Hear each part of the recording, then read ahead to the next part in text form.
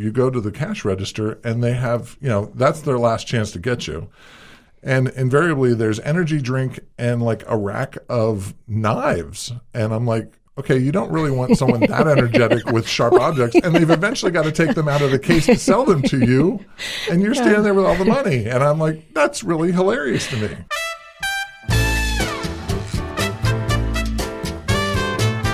I'm Robin Sussingham, and this is The Zest. Citrus, seafood, Spanish flavor, and Southern charm.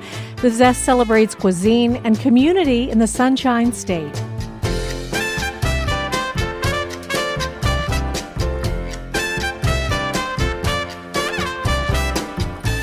This week, we're singing the praises of the neighborhood convenience store, your go-to stop, whether you need a beanie or a hard-boiled egg. Plus, we've got some advice for aspiring food influencers. Support for the Zest podcast comes from Seitenbacher brand natural foods like muesli cereals, oils, oatmeal, energy bars, gluten-free fruit gummies for the kids, organic coffee, and more. Available in supermarkets, health food stores, or online at Seitenbacher.com. Jeff Houck is a former newspaper reporter and food writer at the Tampa Tribune. Now he's the marketing and public relations director for the Columbia Restaurant Group in Tampa. Jeff has lately become enamored of local mom-and-pop convenience stores around the Tampa Bay area and started documenting them on Instagram in his distinctive, pithy, and humorous style. You have embarked on this project that got our attention where you've sort of been documenting mini marts, kind of 7-Elevens would be the generic term for it. Convenience stores, I like to call them. Convenience stores. That's the gentle term. Convenience stores of Tampa Bay. And you have done a whole series of these. Yeah, I started doing Instagram posts. I can't believe I'm doing an interview about Instagram posts, but I started doing them because I have this deep fascination for what they offer a neighborhood, especially the independents. It's a reflection of the people who shop there and the people who live around there, because if they don't have what you need, they don't stay in business. It is very much a reflection of who their customers are, and what their customers want is what they give them, because they only have a certain amount of square feet to do that. So they're very, very, very local. Extremely local. Extremely local to a group of streets even. Yeah, and it's funny because you can go even within a half mile of each other and find two very different experiences. And, everybody talks about these food deserts where there aren't any grocery stores. Well, these convenience stores, in a lot of respects, are the filler that help people get through their day-to-day activity. And, if you just happen to need pork cracklings and lotto tickets and, a giant 24-ounce can of beer, well, that's okay too. That's it. So you just summed it up right there. I mean, it may not be everybody's idea of, what should be filling a food desert, sure, but it's what people want. They know their audience. And your style in this is so distinctive. You've got this, I think of it as sort of a lovingly ironic, because you are kind of looking at it like, this is funny, but at the same time, you're sympathetic. It is written totally with love and appreciation. Running any business is hard, much less trying to figure out what anybody's going to need on an impulse basis. But I love the idea of juxtaposition, and you'll go in one place, and on the same shelf, there's a 3-pack of toothbrushes right next to a candle for Our Lady of Guadalupe. That makes me laugh. And the choices that go into that, it's not meant to poke fun in any regard. It's just, this is what we have to sell. But it is funny. It is funny to see the winter beanies next to the big dill pickles. You know what? I am more and more amused the more stores I go into. You go to the cash register and they have, that's their last chance to get you. And invariably, there's energy drink and like a rack of knives. And I'm like, Okay, you don't really want someone that energetic with sharp objects, and they've eventually got to take them out of the case to sell them to you, and you're standing there with all the money. And I'm like, that's really hilarious to me. And okay, just to give people an idea, I can't describe this, Del, but so I just want you to read an entry. This is called the Make You Happy Food Mart. But I have to say, so the picture, you do your own photography as well. And the picture to this, it was sort of like make you happy, but the happy was kind of like pasted over with another sign or something. What if 3 signs had a baby? Yes. Okay, so will you read that for us? Sure. The first thing you see as you enter, wild Irish rose fortified wine on a shelf. Sets the tone and calibrates the senses. Plastic-tipped Little and Wild cigarillos on the counter, patiently waiting for artisanal, handcrafted, locally sourced lunting. Nuclear lavender incense sticks nearby are available for masking the blunts in the wild Irish rose. Mismatched sign out front openly mocks the concept of curbside branding. Giant jars on the counter with pickled sausage and pickled eggs swimming in a Kool-Aid pink bath next to a crusty, eternal slow cooker full of Hawk's jumbo boiled peanuts. Open the lid, and the legumes in their shells look like human cargo being smuggled in a ship's bilge. Snack chips themed to rap stars? You bet your boots I left with a T-shirt bag full of them. Oh, Kerr, make you happy. Damn straight. It made you happy. Absolutely. When I came home with a bag full of rap-themed potato chips. No, when you say rap-themed, it's not W-R-A-P. You're talking about rap star. No, I'm talking about, Lil Boosie and all these great, like Migos and all these great rap stars that are known, for their great artistry, and they're pictured on the front. They're not selling chips; they're selling the rap stars, and that's the currency in that neighborhood. That is great. So, but what is that pink stuff? I have wondered that. I used to see them at my local. Don't ask these questions. My movie theater had those. Nobody reads ingredients when they're looking at a jar full of pink eggs and sausages. Yeah, but okay. It's a leap of faith. Let's put it that way. I have to ask you, did you try any of this stuff? I tried all the stuff. Like I came home with a bag full of rap snacks, and my son, who's 24 years old, was thrilled. Are they just potato chips? They're just potato chips, but they're very well done. They're sort of like crunchy, kettle cooked, and they have great flavors and whatnot. All right. What about the pink eggs?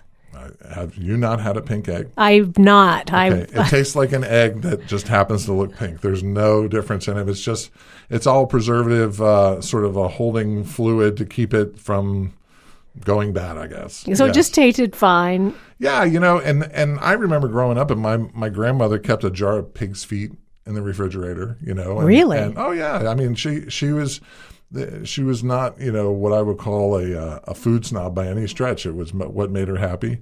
The thing about it is if you make anybody sick in your neighborhood and you run a convenience store, you're done because word will get around and no one will shop there. It's a pretty delicate relationship. But that's all impulse. Nobody goes, I have to go to the post office today. I have to go buy a pair of shoes and I need pickled sausage, It's just, it's all impulse and you're just feeding your emotions. And Lord knows I have eaten my feelings more than I care to admit. Well, was there anything that surprised you? We've all seen those pink eggs or pig's feet. Was there anything that you thought? You seem very focused on the pinkness. You know what? I'm surprised at how much care goes into what is offered and how it varies from store to store. If you go to, say, a convenience store, like I went to one down in sort of in the area of Parrish, which is in South Hillsborough, North Manatee County. You're talking about Los Primos. Los Primos. You go in there and there's empanadas that were made by hand. There's fried chicken. There's fried pork chops, and there it looks like just what you would see at a regular hot deli somewhere. Almost borderline soul food. But that's aimed at all the people who work in the fields in the agricultural areas down there. Right, because that's sort of near a lot of tomato fields and Correct. Whatever agricultural fields. And you can go in there and find fried tilapia at some of these places. You can find barbecue, whatever it is that sells is what they offer. So, I'm surprised at the variety, but also how much care they take in actually making these. Was there anything that you loved that you thought, you know what, I could make a special stop back here to pick up this empanada or whatever it was? I have to say, I buy it in the moment. I don't go back, only because once you've seen it, it's like, you've planted the flag on the moon. It's still going to be the moon. You might find some unique things here and there, but I go and I canvas pretty heavily. Invariably, I wind up leaving with a T-shirt bag full of mementos, as it were. I've got more religious emergency candles than I care to admit. I like things that are quirky and fun, and I don't. Some baseball caps of the different Mexican states. No. I bought the best cap ever, and it was at Los Primos. It was a cap with a mesh back, and it had like a wicker front to it, and then it had barbed wire around it, and then a bull. The head of a bull, and then it had a rooster on it. And I'm a massive fan of roosters. I'm like, I found the holy grail of hats. You can't get better than that. What does it mean? It doesn't mean anything. It means put it on your head and keep the sun out of your eyes is what it means. I'm sweaty today. I need a hat, That's as deep as it goes. Okay. So we talked about the Make You Happy Food Mart. Yes. And then on the other end of the spectrum completely, yes. You were in Hyde Park in South Tampa, very upscale neighborhood. Yes. And you found another convenience store. What was that one called?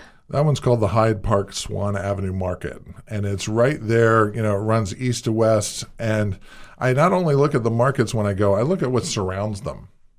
And, there's different businesses that kind of tell you a little bit about what's inside those markets, based on what you see. And this one, there's residential on one side of the street, but it's a pretty busy street. It's sort of a cut through for people to get through South Tampa. There's an investment firm on one corner, and then there's this grand old red brick school on the other side of the property line.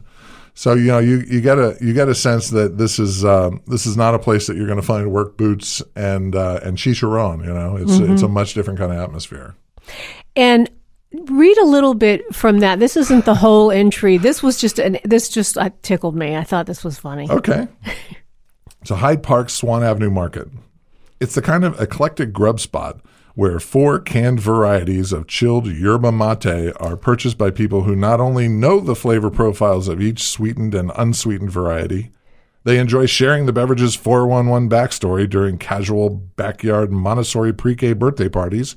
That yerba mate is a species of the holly genus with the botanical name Ilex paragenuus and a common name bestowed by the famous French botanist Auguste François César Provençal de Saint-Hilaire. So what happened was I had never heard of yerba mate. I mean, I go in these things, and sometimes you find things in high end or low end that just like, I don't know what that is, but I bet it's fun. I had again, I hate to go back to Los Primos, but I had a chilled beverage that had chopped up pieces of coconut in it, which would have been great, but the texture was just off. And I was like, I feel like I'm drinking toenails. This is not good. I should not be drinking this. I want another sip.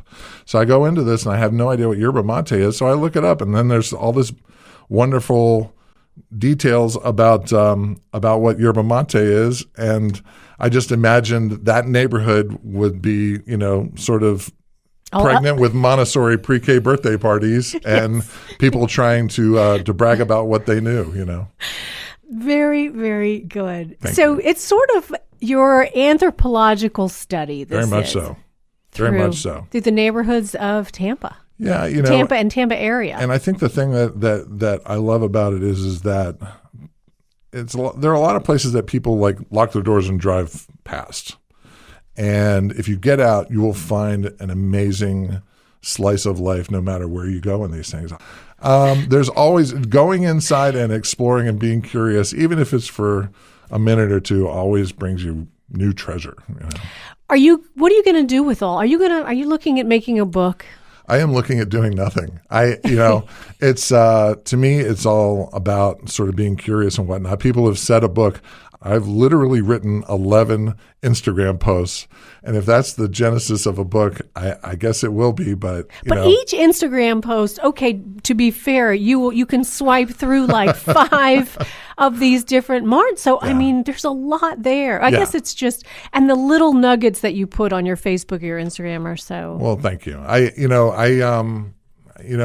put a post up yesterday about the fact that I wondered where this interest came from. And in talking to my mother, her name is Kitty. She'll be pleased that I mentioned her name. Hi, Kitty. Hi, Kitty. In talking to her, I forgot that my great-grandfather had a market. And this was back in the 30s in Baltimore. And it was after he emigrated from Italy.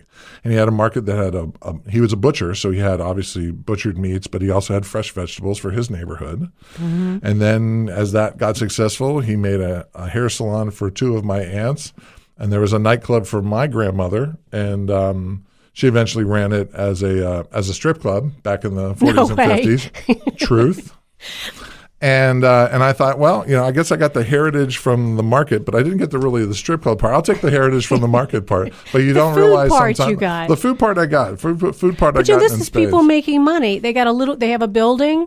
They're going to serve their neighborhood. Exactly. And they know their audience. They know their audience, and I'm telling you, I found one in South Tampa that was empty. It was like a ghost market. And it had been several markets. I looked it up online, and it had been several different incarnations, and it's empty. And if you've ever looked into an empty convenience store, it's kind of spooky because you get a sense of, well, there was lots of products here at one time. There were people who used it here. And, it's not like they all survive. It's if you don't serve your neighborhood or you're in a bad place, they can go out of business. So I have much respect for the places that really understand who their customers are and what their customers want. Good, bad, healthy, unhealthy, whatever it is. Oh, this has been really fun. Jeff Houck, thank you so much. Thank you so much. And wait, let's let people know where they can find you on Instagram. It is just Jeff Houck, JEFFHOUCK on Instagram. Come find me. Very good. Thanks. Thank you. Look for Jeff's ebook of his convenience store explorations on his website, jeffhouck.com. Isabel Laessig is the creator of Sunday Supper Media, a network that connects social media influencers with food and wine companies seeking publicity. Brands like Certified Angus Beef, Cabot Cheese, and the Florida Strawberry Growers Association have enlisted Isabel's team to promote their products. Her own Instagram page, @FamilyFoodie, also has tens of thousands of followers.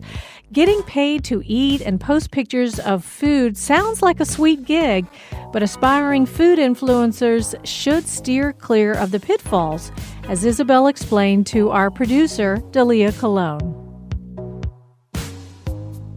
My name is Isabel Laessig. I'm known as the Family Foodie and the founder of the Sunday Supper movement. A lot of people would love to be in your position and be paid to work with food brands and be paid to go to cool restaurants and go on some of these food trips, for lack of a better term. What advice can you offer to someone looking to get into the social media influencer game? They've got like 100 followers.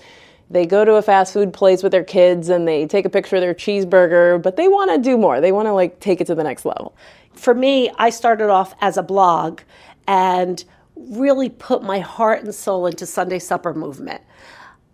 Now it's changed because back then Twitter was the place, right? So we were, killing it on Twitter, but social media changed all the time. And so you have to really think about, we had to evolve also.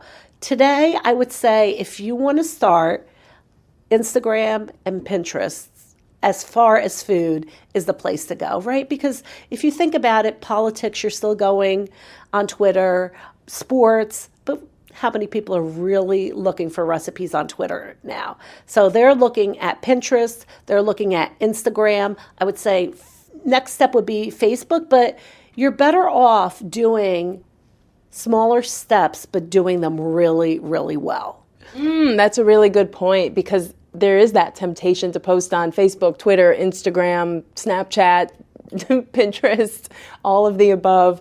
How could someone even begin to connect with a brand or a restaurant? How do you even go about that? So I have to say that There has never been an easier way to connect with people. Think about it.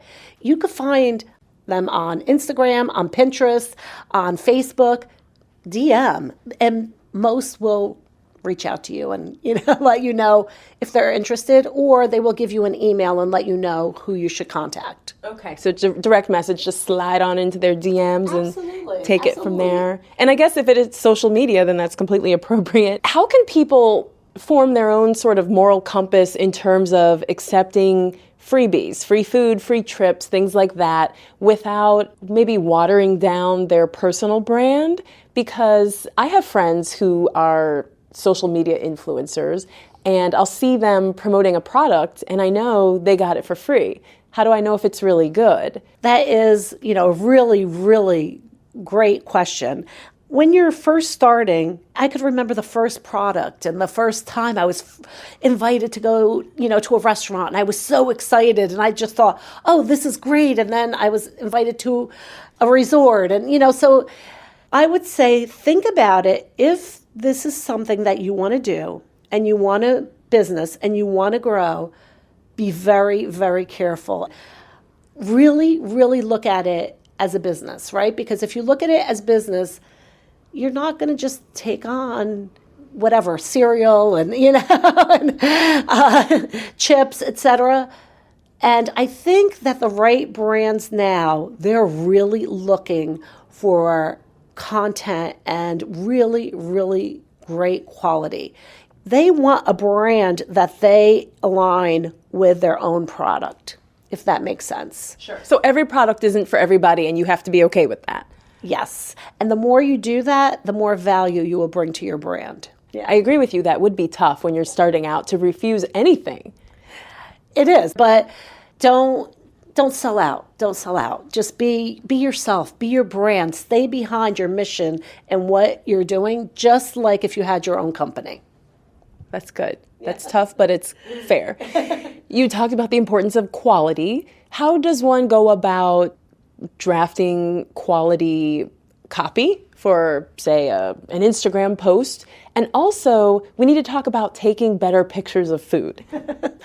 So again, think about the quality. For Instagram, especially on the grid, you really want to try to get the best images that you possibly can and content. What's the grid? Okay, let me back up. Okay, so the grid... I'm 95 years old. What is the grid? Okay, so the grid is the front face of Instagram, and then the back face is Insta Stories. So the biggest advice that I could give is get the best image that you can. And you could do that on your iPhone now. I paid, oh my gosh, so much in equipment way back when. Now these iPhones, you could do a lot of it. If, you do have some cameras, then, by all means, go ahead and use it. But you don't have to today. You could use portrait mode. You could take amazing pictures. Now, if you look at Insta Stories, do you know what that is? For those listeners who don't know what it is, okay, please disclose. So that's the fun of Instagram. So save like those killer images, but then on Insta Stories, expand on those. So those are the behind the scenes. And, those are just, oh, look at my dog. Look at my family sitting. It does not have to be styled. It just has to tell the story about your day. And in my case, and also the clients that we work with. And that's a good point, because people really want to connect with you. There are a lot of places where they could get a recipe, but they want to feel a connection to you. And I love seeing pictures of your food, but I equally love seeing pictures of your cute puppy. Well, thank you. But that is really, if you think about it, people want to see what everyday life is like. We're living in a society that they want to see behind the scenes, and that you really are who you say you are. Any advice regarding picture? This is, okay, people order things based on what's going to look cute on Instagram. Right. So they just do. You order your food, it comes, you're in a dark restaurant. How can you get the best picture, and your mouth is watering, so you want to hurry up and get that picture and eat that food? How can you quickly get a good picture? Okay, so my tips would be, one, if you could take it outside, always sit outside, because you're natural light, that's where you're going to get that gorgeous portrait. So that would be number one.